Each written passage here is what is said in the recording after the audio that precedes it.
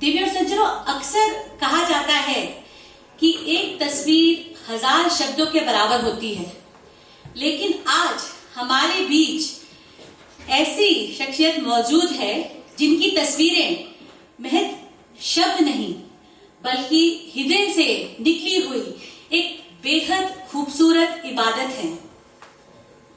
वह एक बहुमुखी प्रतिभा का ही करिश्मा है कि वह एक समय में दृश्य को देख भी रहे होते हैं और कवि की तरह महसूस भी कर रहे होते हैं।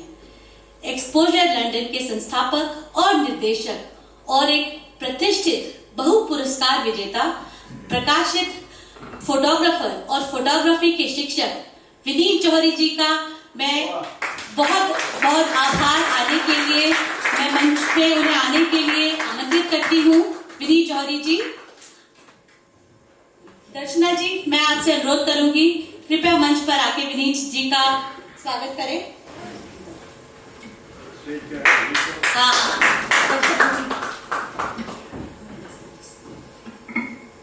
बहुत बहुत धन्यवाद आपका विनीत जी आने के लिए।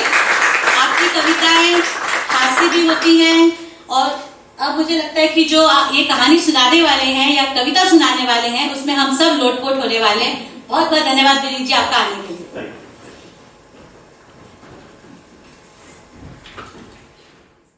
आदरणीय उपस्थित गणमान्य अतिथि लोग, होली का मौसम है तो होली का ही कोई किस्सा आपको एक सुनाता हूँ। किस्सा उस समय का है जब हम पढ़ा, कोई आगरा से है बाई चांस यहाँ भीड़ में? नहीं है। मैं बताता हूँ क्यों मैंने कहा कि आगरा में रहते थे और आगरा में होली का एक रिवाज है कि वहाँ पे होली कीचड़ से होती है, गोबर से होती है, रंग छोड़ के बाकी सबसे होती है। ये तो उस आपको दृश्य की ओर लेकर के चलता। कविता का शीर्षक है वार्डन का सफेद कुर्ता। ठीक है, ये कविता कम और किस्सा ज्यादा है। बात उस समय की है जब हम भावनाओं में नाहक बहा करते थे, पढ़ते एमएससी में थे और हॉस्टल में रहा करते थे। पढ़ाई तो नीलबटे सन्नाटा थी, लेकिन हॉस्टल हमें खूब भा रहा था और हॉस्टल में रहने का पूरा मजा आ रहा था। तभी किसी ने बताया कि सेमेस्टर शुरू होने से पहले हमारे हॉस्टल में एक नया कड़क वार्डन आ रहा था। उसके कड़क होने का नमूना आपको बताता हूं। एक दिन वार्डन ने सुबह सुबह एक हरा भरा पेड़ हॉस्टल के बाहर लगाया, लेकिन वही पेड़ चौकीदार के बकरे के मन को बहुत भाया। दोपहर होते होते बकरे ने उस पेड़ को बड़े ही चाव से खाया। ये खबर जब वार्डन साहब तक पहुंची तो उनका गुस्सा 7वें आसमान पर था और उस दिन वार्डन साहब ने कुछ ऐसा इतिहास लिखा था कि वो दिन है और आज का दिन है, चौकीदार का बकरा उस दिन के बाद किसी को नहीं दिखा था। एक तो पढ़ाई का जोर और ऊपर से वार्डन की तानाशाही। सारे बच्चे इस रोज रोज के कलेश से बुरी तरह थक चुके थे और मार्च आते आते उस वार्डन की हरकतों से बुरी तरह से पक चुके थे। उस नए वार्डन ने होली से ठीक एक दिन पहले एक बैठक बुलाई, कुर्सियां लगी, गपशप हुई और उसने चाय भी पिलाई। हम लोग समझ गए मामला गड़बड़ है मेरे भाई। फिर कुछ माहौल बनाकर वार्डन ने सबको संबोधित किया। बोला, सुनो छात्रों, इस बार होली शांति से खेली जाएगी। न हुड़दंग, न गोबर और न ही कीचड़ लगाई जाएगी। इस बार होली संस्कारों से मनाई जाएगी। आप समझ लिए किधर जा रहे हैं।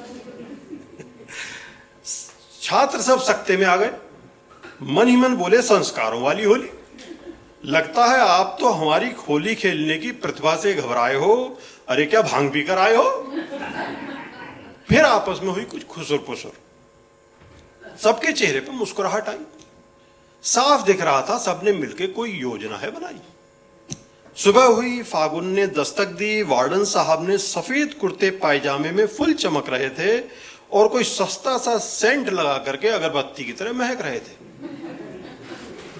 इधर वार्डन साहब ने आईने में खुद को निहारा और उधर उनकी धर्मपत्नी ने उनको आवाज देकर पुकारा, अजी सुनते हो?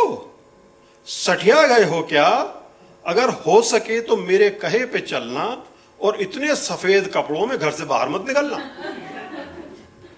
वार्डन साहब बोले, हम हॉस्टल के वार्डन हैं, भला हम पे रंग कौन डालेगा? एक एक छात्र की शक्ल पहचानता हूं, हॉस्टल के वार्डन से पंगा कौन पालेगा? लेकिन वार्डन साहब भूल रहे थे, हमारे हॉस्टल का नियम था कि सबसे पहले उसी पे रंग डलता है जो इस वहम में पलता है कि मुझ पे रंग कौन डालेगा। उधर हॉस्टल के किसी बी ग्रेड कमरे में एक सी ग्रेड मीटिंग चल रही थी। इसकी पाबंदियों को हमने पूरे साल है भोगा, आज रंग, कीचड़ और गोबर से वार्डन का हिसाब पूरा होगा। वार्डन साहब अकड़ते हुए बाहर निकले, छाती तनी हुई, चाल एकदम सरकारी, चारों ओर निगाह घुमा के देख रहे थे किसी के हाथ में ना हो पिचकारी। वार्डन साहब जैसे ही सड़क पे आए, 10-12 लड़कों ने चारों दिशाओं से उनकी ओर कदम बढ़ाए। ऐसा लग रहा था कि सारे किसी अभियान में थे। गौर से देखा तो सारे चड्डी और बनियान में थे।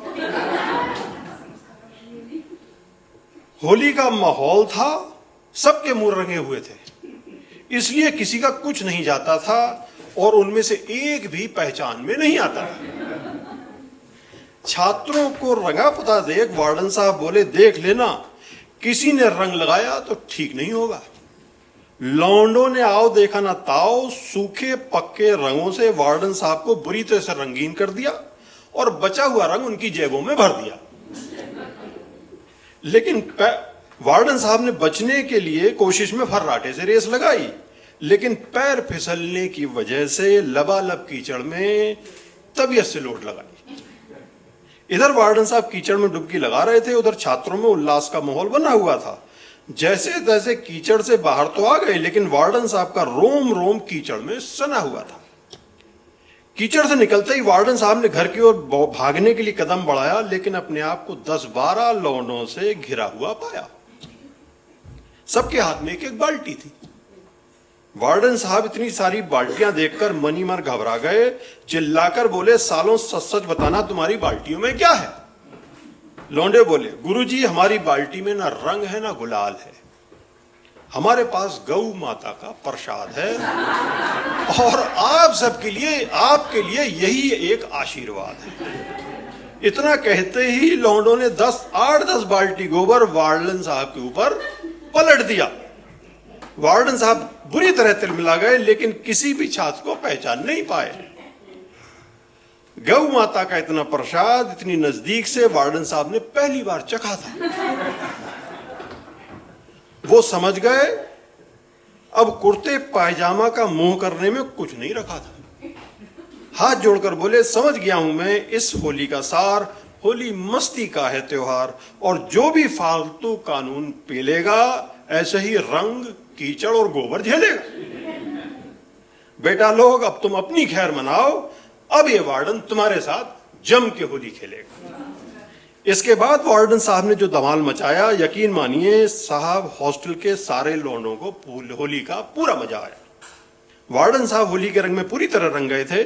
थोड़ी देर होली खेलने के बाद वार्डन साहब ने एक 100 का नोट निकाला और एक लड़के की तरफ बढ़ाया और उसको कैंपस की कैंटीन की तरफ समोसे और कचौड़ी लेने के लिए दौड़ाया। 100 रुपए के समोसे और कचौड़ी की खबर सुन के लौंडों में खुशी की लहर दौड़ गई और वार्डन साहब की दरियादिली सारे लड़कों को भा गई।